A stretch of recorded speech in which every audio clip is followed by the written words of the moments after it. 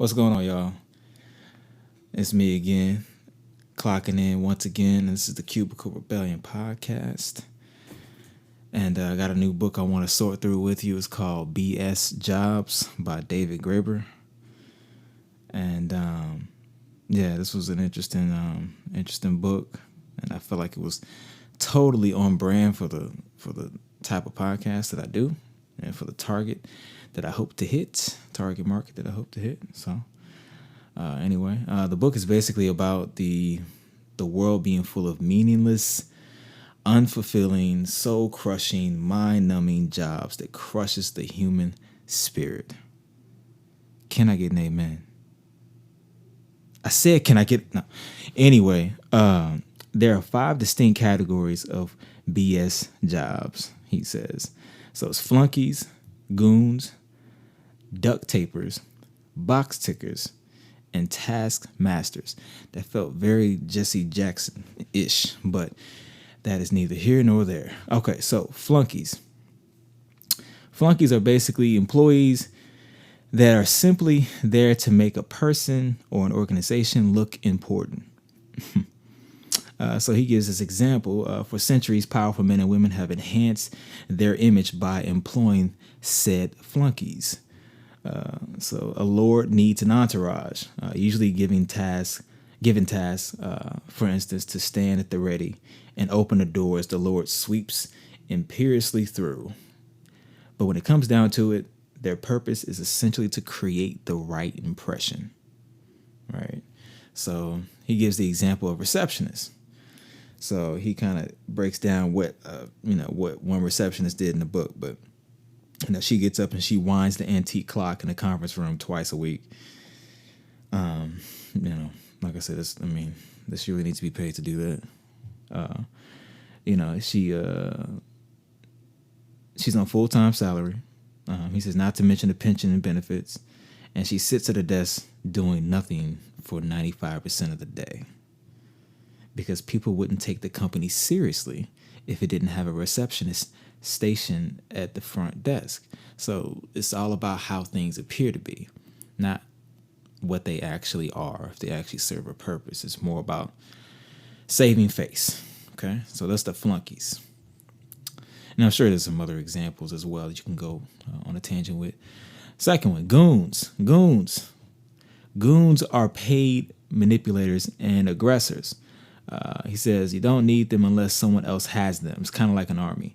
If no one had an army, no one would need an army. And into this category, you get telemarketers, for example, something I've done before. I guess I was a goon in my former life.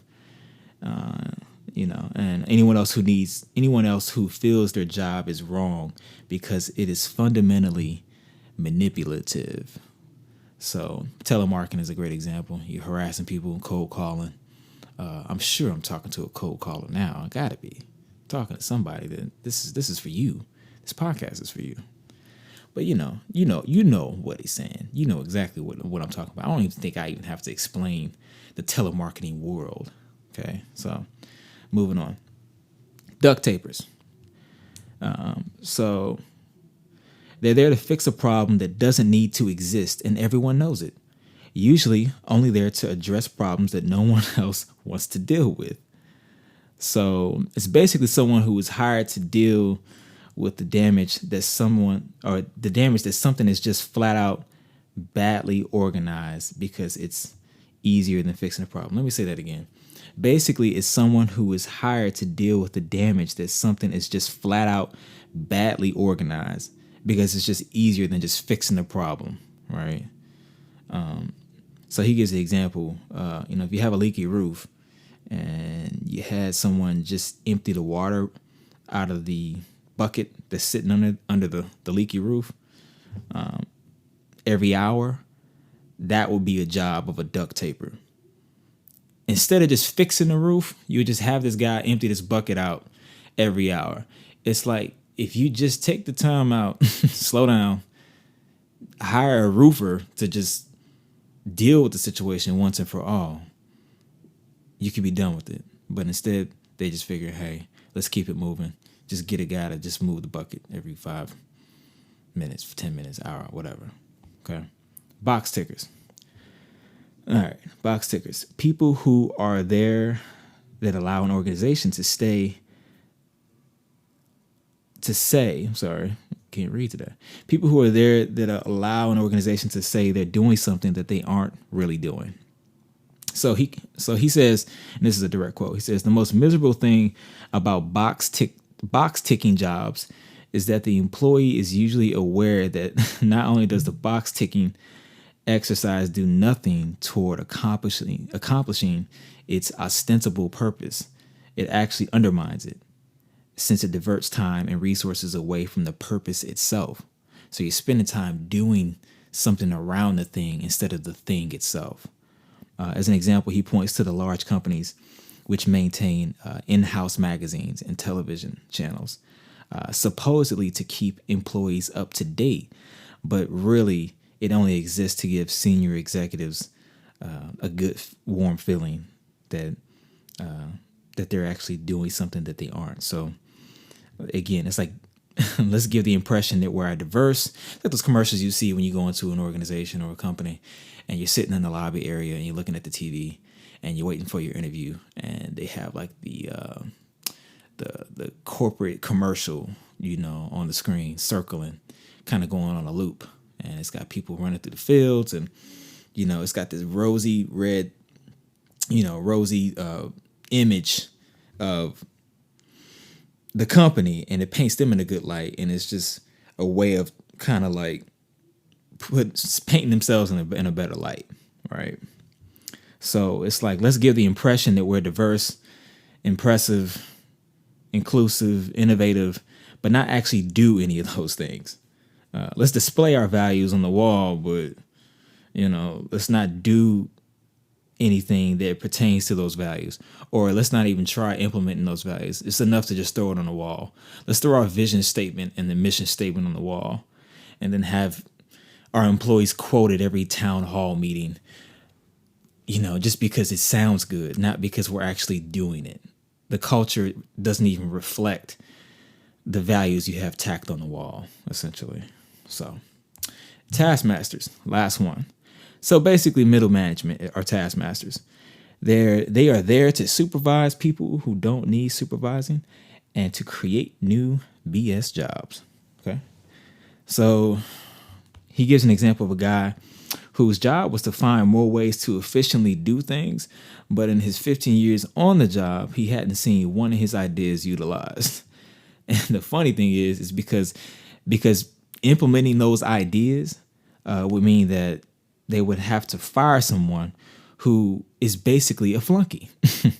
So management will push back on it, and he would never see his ideas implemented, and, nothing would ever get done. So management is basically judged. And the reason why, honestly, is because management is judged based on, like, how many people they have working underneath them. So it doesn't matter whether or not the flunky is necessary. The flunky makes me look good. It looks better that I manage a team of X amount of people. God forbid that they, actually do something that's worthwhile. No. I need them to be there and take up space because it makes me look better. So that's essentially what a taskmaster is. And, he actually, this is a direct quote. He says, it is especially difficult to gather testimonies from taskmasters. So I assume he had got some testimonies from other people from these different categories, but he couldn't get too many of this type, testimonies for this type. Because he says, even if they do secretly think their jobs are useless, they are much less likely to admit it, which I thought was an interesting quote. So, yeah, and I'm sure some of you have an example or two of a supervisor that can't admit when they're wrong. Wink, wink. Those are for my you-know-who's working at you-know-where with you-know-who. But let's just keep that between me and you. Ain't that like a Jay-Z line or something? Yeah, I think that's Takeover. That's funny. But yeah, no. So anyway, I guess this is my diss record to corporate America. Anyway, that is BS Jobs. Pick up the book, check it out. He really does a good diagnosis and breaks down a lot and has a good handle, I think, on what corporate America is all about. So if you're still listening, I appreciate it. And until next time.